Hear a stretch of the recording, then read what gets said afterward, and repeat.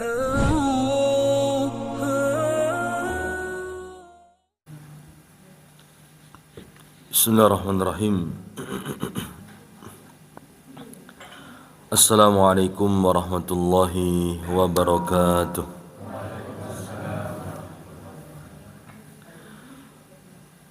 Alhamdulillah. Alhamdulillahilladzi ja'alal Islam tariqan sawiyya wa wa'ada للمتمسكين به وينهون الفساد مكانا عليا وأشهد أن لا إله إلا الله وحده لا شريك له شهادة من هو خير مقاما وأحسن نديا وأشهد أن سيدنا محمدا عبده ورسوله كان صادق الوعد وكان رسولا نبيا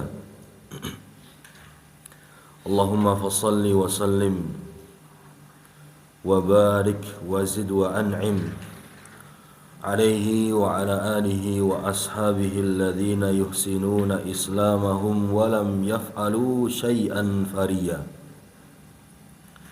أما بعد اللهم إنا نسألك علما نافعا ورزقا طيبا وعملا متقبلا اللهم أعنا على ذكرك وشكرك وحسن عبادتك اللهم انفعنا بما علمتنا وعلمنا ما ينفعنا وزدنا علما.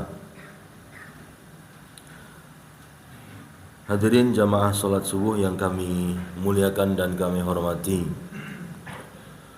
akramakumullah.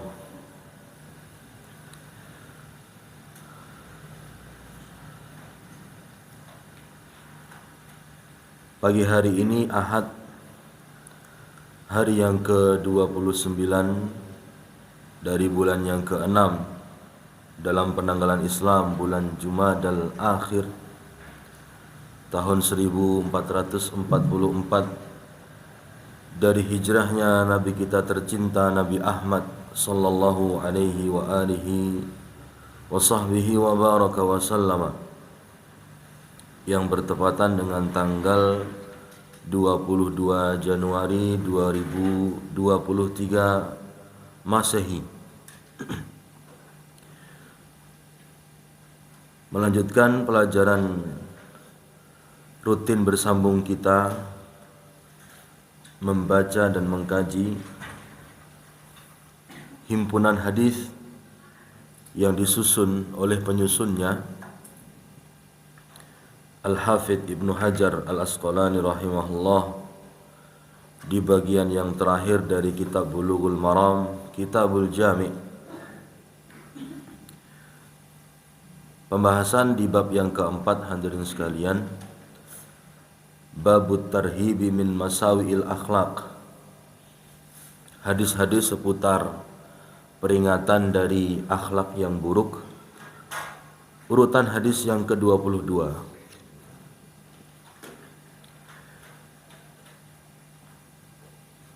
Hadis yang ke-22 ini, hadirin sekalian, tentang salah satu dari perilaku terlarang dalam agama kita, berkata kasar dan kotor.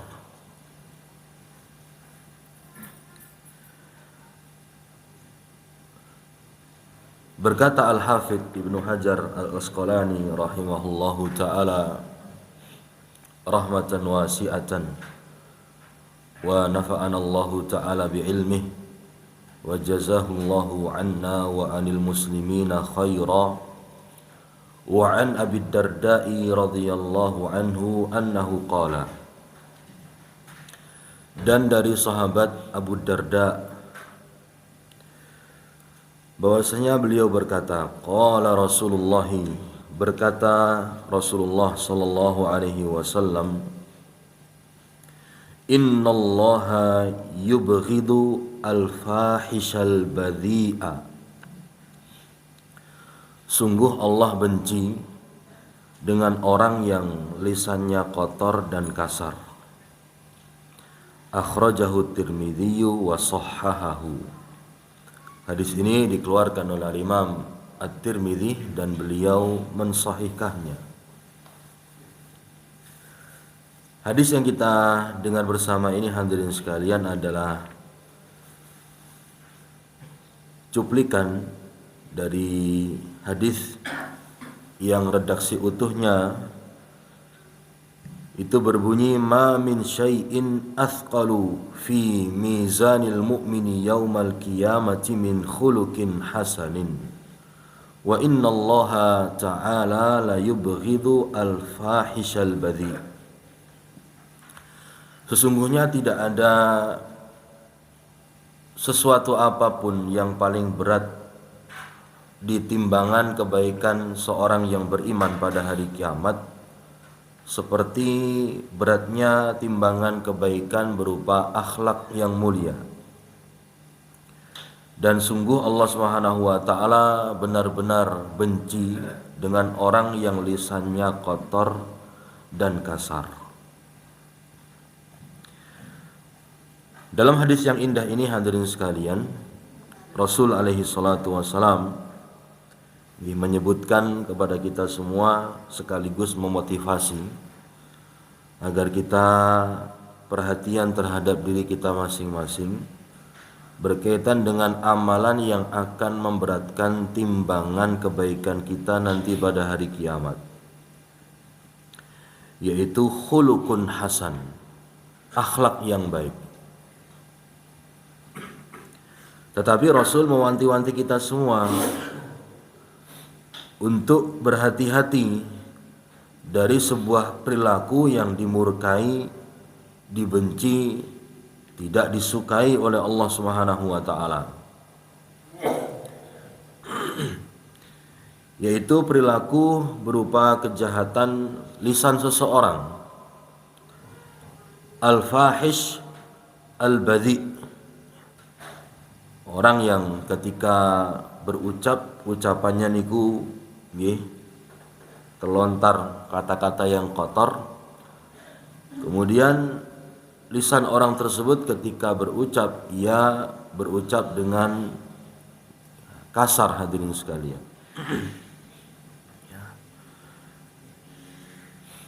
Dari apa yang disampaikan oleh Nabi ini, setidaknya kita bisa mengukur akhlak seseorang itu. Ya, di samping dengan kita melihat bagaimana dia bermuamalah, berinteraksi dengan orang lain, kaitannya dengan harta, materi, utang piutang dan seterusnya, atau dari raut wajahnya hadirin sekalian. Kala kita bersua dengan orang ini, ya bagaimana ia menampakkan rona wajahnya. Apakah rona wajah yang ramah atau justru sebaliknya, ataupun cara-cara yang lain. Namun dalam hadis yang kita simak bersama tadi, Rasul alaihi salatu wasallam memberikan petunjuk kepada kita untuk mengukur akhlak seseorang itu dari tutur katanya, Pak.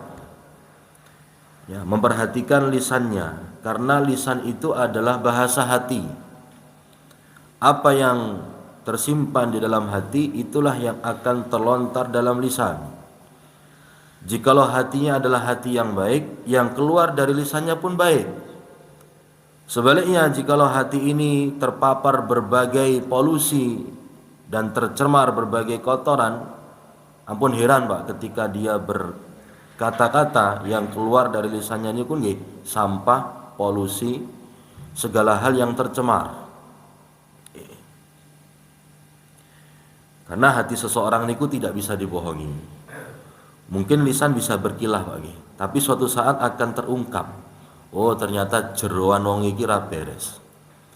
Ya, terlihat di saat dia emosional, di saat dia tidak stabil, hadirin sekalian, tidak bisa mengendalikan emosinya, akhirnya apa yang selama ini terpendam dalam hatinya itu semuanya terungkap melalui lisannya. Ya. Dari ucapan seseorang, hadirin sekalian, kita bisa mengetahui karakter orang ini sombong atau tidak. Dari lisan seseorang pun kita bisa tahu orang ini ya terhadap orang lain itu ngajeni napa mboten. Ya, menghormati, menghargai atau tidak. Dari lisan seseorang juga kita bisa mengerti karakter ini adalah karakter yang suka mengganggu atau justru sebaliknya menghadirkan kenyamanan ya bagi orang lain. Ya, sehingga semuanya itu tergambar dari lisannya. Dalam hadis ini, hadirin sekalian, Allah Subhanahu wa taala disebutkan oleh Nabi itu membenci, murka, tidak menyukai. Termasuk sesuatu yang wajib kita imani, hadirin sekalian, Allah Subhanahu wa taala memiliki sifat-sifat. Dalam literatur para ulama klasik, ulama-ulama terdahulu, hadirin sekalian, diulas nih bagaimana cara kita beriman terhadap sifat-sifat Allah Subhanahu wa taala. Sederhananya, hadirin sekalian, ketika kita beriman kepada Allah, ya, kita wajib beriman dan percaya dengan seluruh sifat-sifat Allah yang Allah sebutkan dalam Al-Quran, yang Rasul Shallallahu Alaihi Wasallam kabarkan dalam sunnahnya, tanpa kemudian melakukan hal-hal yang akan merusak dan menodai sifat-sifat Allah tersebut. Baik dengan unsur menyamakan, menyerupakan, membagaimanakan, dan memalingkan sifat tersebut dari makna asalnya. Ini sederhananya, hadirin sekalian. Nah, jikalau kita ingin memperdalam, ya di sana ada pelajaran akidah berkaitan dengan fikih, nama-nama dan sifat-sifat Allah Subhanahu wa taala. Sifat Allah Subhanahu wa taala meskipun kita rasa itu tidak pantas bagi Allah Subhanahu wa taala, tapi nyatanya, hadirin sekalian, ada sifat-sifat yang apabila itu ada pada diri manusia itu tercela, tapi bagi Allah Subhanahu wa taala tidak sama. Karena Allah Subhanahu wa taala dengan sifat-sifatnya itu yaliku bijalalihi, sesuai dengan kemuliaan Allah tabaraka wa taala. Termasuk dalam hadis ini, hadirin sekalian, berkaitan dengan masalah kejahatan lisan tadi, Rasul menyebutkan Allah itu murka, Allah itu benci, Allah Subhanahu wa taala tidak suka. Menunjukkan bahwasanya salah satu dari sekian sifat Allah yang harus kita yakini, Allah tabaraka wa taala memiliki sifat murka. Allah Subhanahu wa taala memiliki sifat benci. Ayat dalam Al-Quran untuk menguatkan hal ini, hadirin sekalian, firman Allah di surah As-Saff ayat yang ketiga. Tatkala Allah memperingatkan orang-orang beriman untuk tidak berucap apa yang tidak mereka kerjakan. Ya ayyuhalladzina amanu lima taquluna ma la taf'alun. Wahai orang-orang beriman, mengapa kalian mengucapkan apa yang tidak kalian kerjakan? Berarti yang Jawa napa, Pak? Jarkoni, Pak. Napa niku, Pak? Artinya jarkoni. Ah nggih, pinter ngajari tapi mboten pinter nglakoni, Pak. Ceramah niku pinter, ngandani wong niku wah, kaya-kaya Al-Qur'an niku ada di hadapan orang tersebut. Tapi giliran kita lihat perilaku sehari-harinya, hadirin sekalian, omongannya niku tidak berbanding lurus dengan perilakunya. Orang seperti ini Allah sebutkan di ayat berikutnya, ayat ketiga, kabura maqtan indallah. Amat besarlah kemurkaan Allah Subhanahu wa taala, antaqulu ma la taf'alun.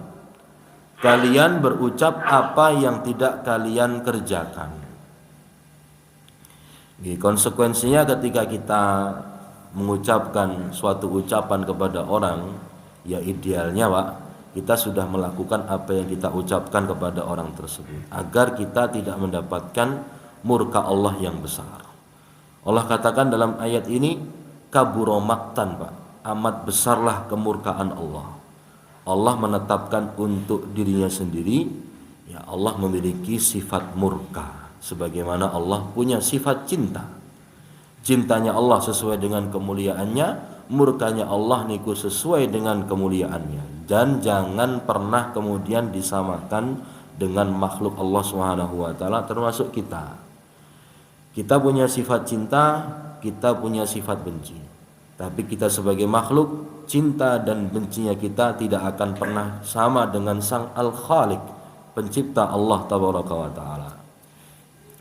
Yang dibenci oleh Allah Subhanahu wa taala, kata Nabi, adalah al-fahish.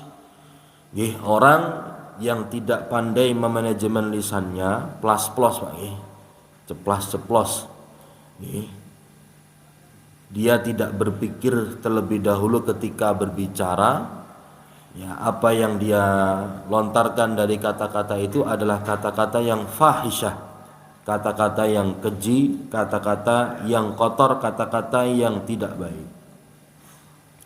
Sehingga orang ini ketika berbicara, hadirin sekalian, ya, apa yang menjadi kalimat yang terlontar dari lisannya itu adalah hal-hal yang tidak baik.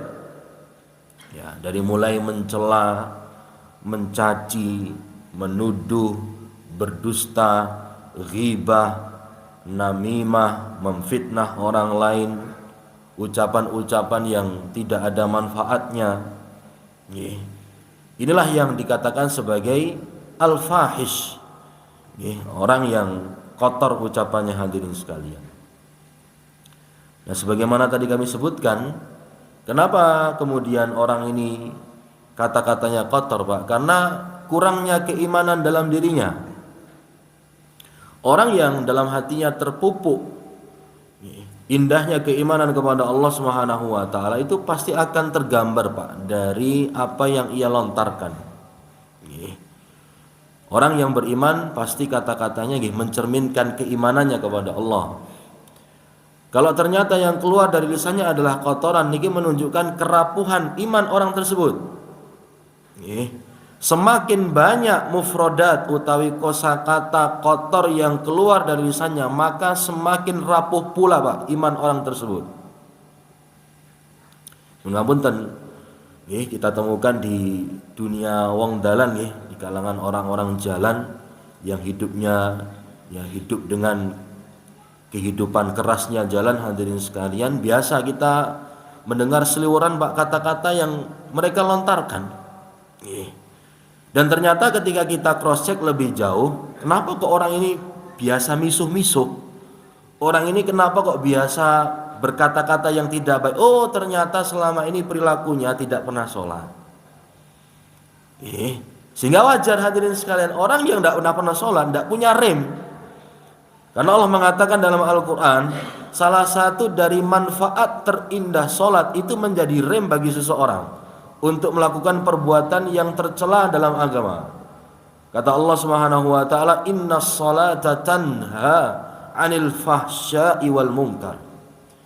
Sesungguhnya salat itu akan mencegah, akan mengerem seseorang itu untuk melakukan hal-hal yang keji dan hal-hal yang mungkar.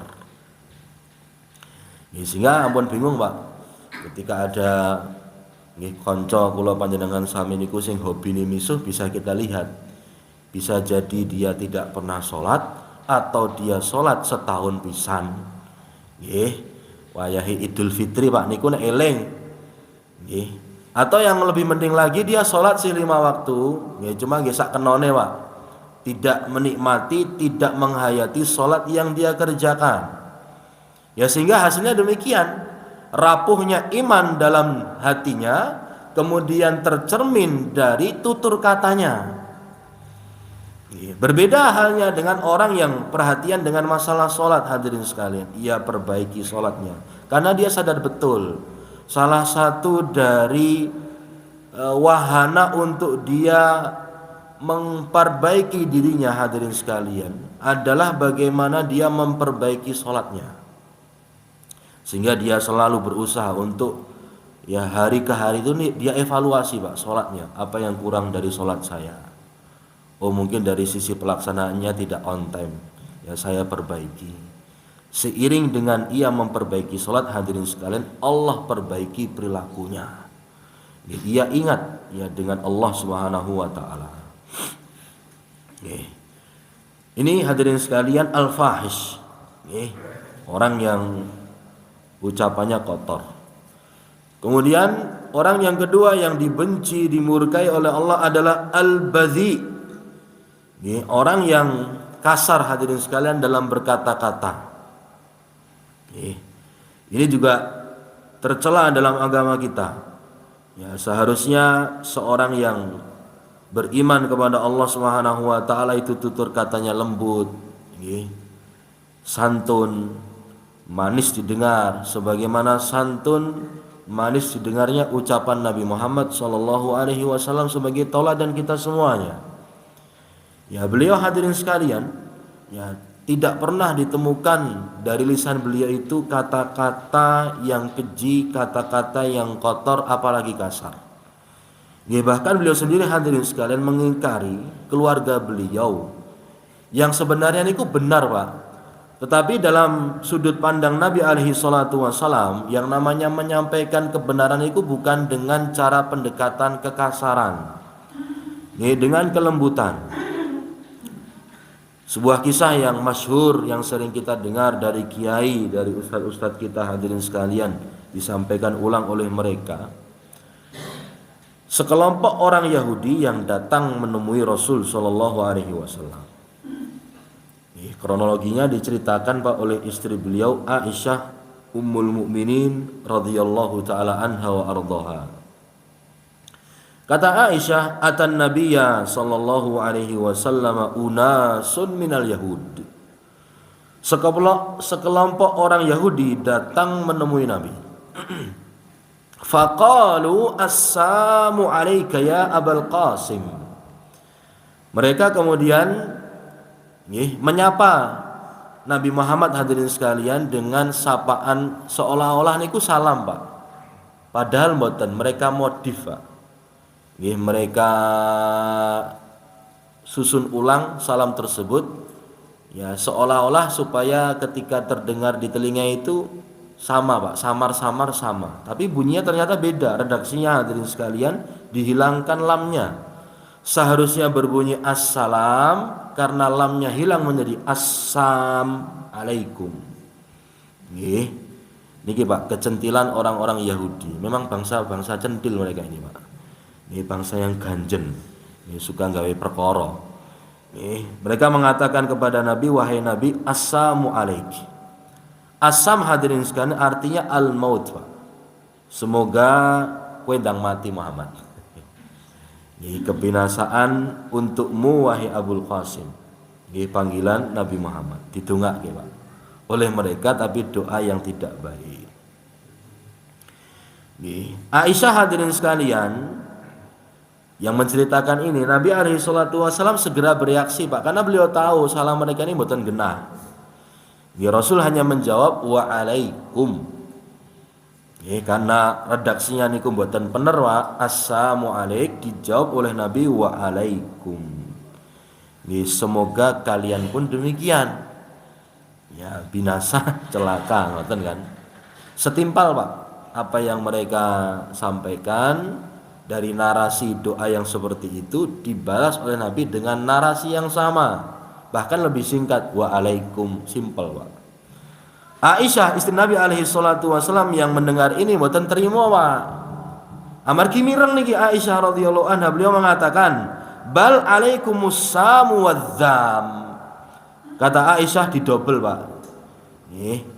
Wahai kalian orang-orang Yahudi, untuk kalian kebinasaan dan celaan ditambah Pak. Bukan hanya kematian, tapi didoakan oleh Aisyah juga ya, semoga kalian ya selalu menjadi makhluk-makhluk yang tercela. Dalam riwayat yang lain hadirin sekalian disebutkan Aisyah membalas dengan redaksi yang lain Pak. Kata-katanya berbeda, ini lebih sadis lagi. Karena mboten terima nggih, wajar seorang istri Ya suaminya diperlakukan demikian apalagi Nabi. Ya Aisyah mengatakan alaikumussalam wa ghadabullahi wa la'natuhu ya ikhwatal qiradati wal khanazir. Wah, hadis nih, Pak. Semoga kalian wahai orang-orang Yahudi cepat mati. Setunggal, Pak. Kemurkaan dari Allah Subhanahu wa taala terlimpah atas kalian semua. Turun laknat dari Allah Subhanahu wa taala untuk kalian wahai saudara-saudara monyet-monyet dan babi-babi, Pak. Dipanggil oleh Aisyah ikhwatal qiradah wal khanazir. Dulur-dulure kethek kalian dulur-dulure babi, Pak. Apa yang dilontarkan oleh Aisyah ini hadirin sekalian sebenarnya bukan redaksi yang berlebihan, ada landasannya, Pak. Orang Yahudi itu memang adalah bangsa yang memang celaka, bangsa yang dikatakan oleh Allah dalam surah Al-Fatihah sebagai al-maghdubi alaihim, bangsa yang dimurkai oleh Allah tabaraka wa taala. Tersebut ketika Aisyah mengatakan kalian mendapatkan kehancuran dan murka Allah niku nggih pas, Pak, karena ada landasannya dalam Al-Qur'an. Kemudian Aisyah mendoakan mereka semoga kalian mendapatkan laknat dari Allah niku nggih enten landasmu dalam Al-Qur'an. Al-Maidah 78. Allah mengatakan lu'inal ladzina kafaru min bani Israil ala lisani Dawud wa Isa bin Maryam dzalika bima asaw wa kanu ya'tadun. Telah terlaknat kata Allah orang-orang kafir dari kalangan al-Yahud. Allah katakan dalam ayat tersebut telah terlaknat orang-orang kafir dari kalangan Bani Israil niku orang-orang Yahudi. Kemudian tentang panggilan Aisyah kepada mereka konco-koncone kethek kalian babi kala, Pak. Niku nggih wonten teng Al-Qur'an. Bukan kemudian Aisyah semata-mata karena marah, mboten. Allah sebutkan di surah Al-Baqarah 65 tentang sebagian orang Yahudi yang dimurkai Allah. Allah katakan kepada mereka kunu qiradatan khasiin. Jadilah kalian kera-kera yang hina. Nah niki barangkali Pak nyun ngapunten niki pakai ilmu nggih cocok logi nggih niki.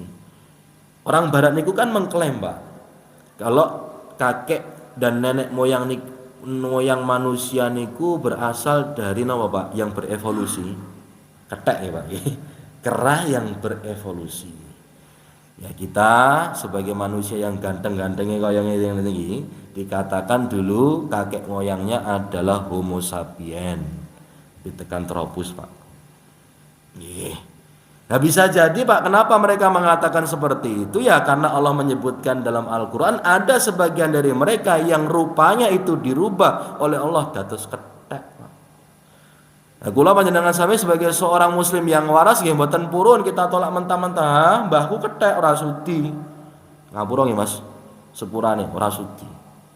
Ya, tidak ada ceritanya kami ini punya kakek moyang dan nenek moyang Adam dengan istrinya Hawa sebagai manusia yang pertama Allah ciptakan di dunia itu adalah kethek yang berevolusi. Mboten enten. Kalau kalian memang menganggap itu benar ya monggo. Ya memang tidak heran juga karena disebutkan dalam Al-Qur'an seperti itu. Tentang babi hadirin sekalian disebutkan dalam surah Al-Maidah ayat ke-60. Allah mengatakan kul hal unabbiukum bisyarrin min dzalika matsubatan indallah. Maukah aku beritahukan kepada kalian tentang orang-orang yang kedudukannya lebih buruk di sisi Allah? Kata Allah man la'anahullah, yaitu orang yang dilaknat oleh Allah. Wa ghadiba alaihi, dimurkai olehnya. Wa ja'ala minhumul qiradata wal khanazir, dan ada di antara mereka yang bentuk rupanya niku diubah, Pak, menjadi qirodah alias kethek Allah wal khanazir, babi. Allah sebutkan demikian. Ketika Aisyah mengatakan seperti itu, ya sebenarnya ada landasannya hadirin sekalian. Tapi perhatikan bagaimana reaksi Rasul alaihi salatu wasallam hadirin sekalian. Rasul menegur Aisyah. Beliau tidak setuju dengan apa yang dilakukan oleh Aisyah. Kata beliau, ya Aisyah la takuni fahisyah. Wahai Aisyah, janganlah engkau menjadi seorang perempuan yang mulutnya kotor, Pak. Masya Allah.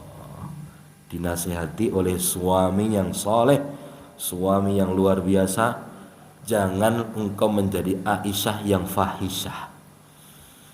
Jeneng wis apik-apik Aisyah, jangan sampai perilakunya kotor, Pak. Nggih, perilaku dari tutur katanya yang kasar, tutur katanya yang kotor. Kemudian Aisyah mboten terima, Pak. Mas sami tamaqalu, wahai Rasul, apakah engkau tidak mendengar apa yang mereka ucapkan kepada engkau?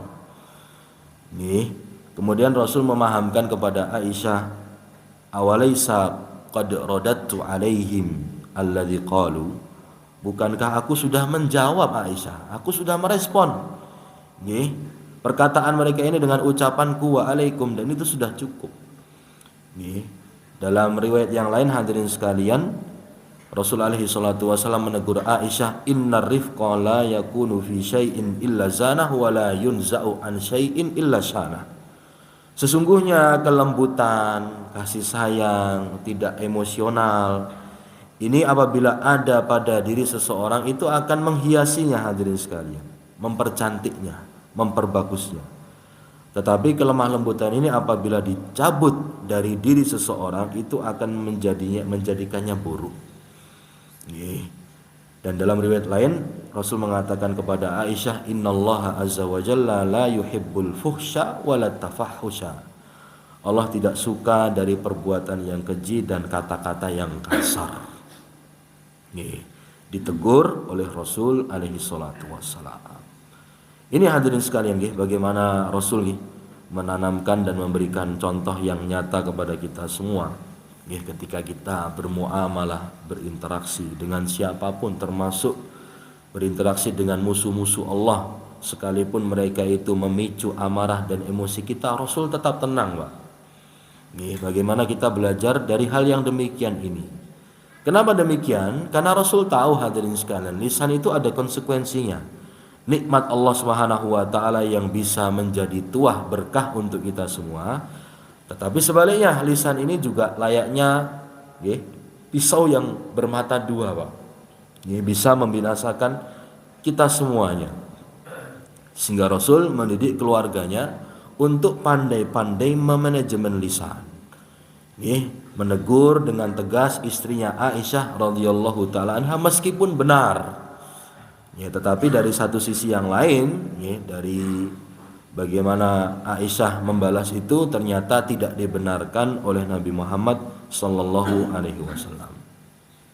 Dari sini hadirin sekalian, Al-Hafidz Ibnu Hajar membawakan hadis ini untuk memahamkan kepada kita semua agar kita berhati-hati dari perilaku yang tidak baik.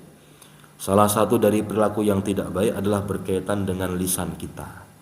Tetapi pun monggo yang lisannya belum hijrah, monggo hijrah dari kata-kata yang tidak baik. Kalau selama ini latahnya jenengan niku misuh-misuh, Pak, semua kosakata kewan yang ada di Safari Zoo Juruk sana, niku jenengan mulai singkirkan, Pak. Ganti dengan kata-kata istighfar, astagfirullah atau Allahu Akbar. Kersane eleng, Pak, kali Gusti Allah. Khawatir mengke pas jenengan niku berkata-kata yang tidak baik, kosakata juruk medal sedaya, kewan-kewan yang ada jenengan bawa-bawa, malaikat maut ngambilin jenengan dicabut nyawanya dalam keadaan ngoten niku, Pak. Kan medeni malahan. Kita meninggal dalam keadaan misuh-misuh, akhirnya sedanipun pripun, Pak? Suul napa husnul khatimah niki? Suul khatimah hadirin sekalian. Maka merugilah kita ketika dicabut nyawanya oleh Allah dalam keadaan seperti itu. Jadi sebun perlu, Pak, kita belajar memanajemen lisan kita. Tadi saya sampaikan dengan tagline monggo. Yang lisannya belum hijrah, lisannya kita ajak hijrah. Jangan kemudian penampilan saja ketoke gagah ning dindi sarungan, jubahan, ketunan, jenggote dawa sak dalan.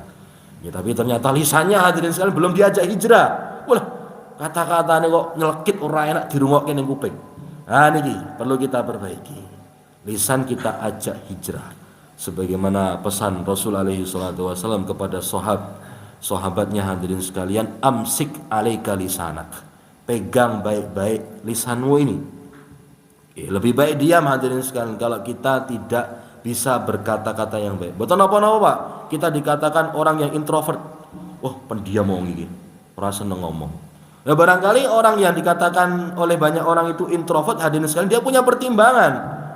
Ngomong kok adalah dosa, lebih baik diam. Itu sudah menjadi rumus yang disampaikan oleh Rasul alaihi salatu wasalam. Berbicara pada tempatnya, berbicara sesuai dengan kebutuhan. Man kana yu'minu billahi wal yaumil akhir falyakul khairan aw liyasmut, kata Nabi.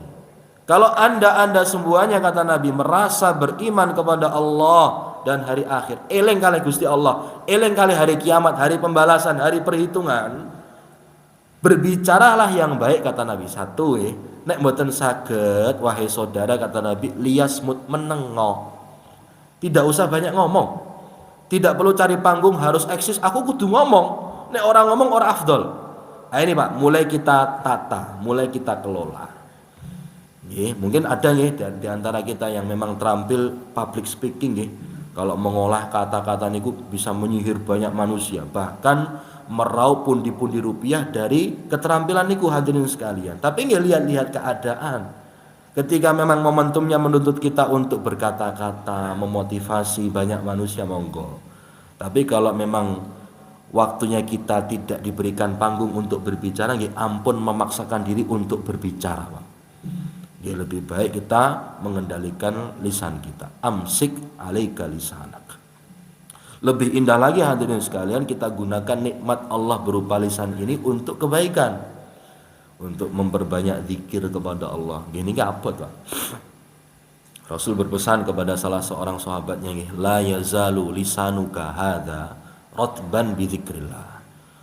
Usaha nolur, usahakan piye carane lisanmu ini selalu basah dengan berzikir kepada Allah. Bukan basah dengan mendendangkan lagunya Bang Haji Pak nggih, anggur merah niku Pak mboten. Dengan murojaah anggur merah, murojaah lagu-lagu nostalgia. Lisan kita basah dengan hal yang seperti itu. Bukan seperti itu kata Nabi. Basahi dengan berzikir kepada Allah. Mudah-mudahan nanti ketika malaikat maut menyerahkan surat undangan kematian kepada kita, pas kita berzikir kepada Allah Pak, bukan nyanyi. Kita sudah siap. Oh, ternyata lisan saya sudah gunakan untuk amalan yang terbaik, mengingat dan berzikir kepada Allah Subhanahu wa taala.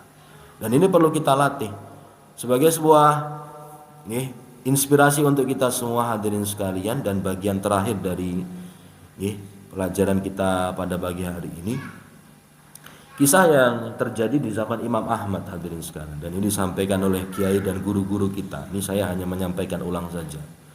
Tentang Imam Ahmad hadirin sekalian yang bertemu dengan seorang pembuat roti Pak. Di mana pembuat roti ini dikenal ketika membuat roti niku sambil komat kamit Pak. Bukan murajaah anggur merah mboten Pak. Karena anggur merah geterenganten di masa itu.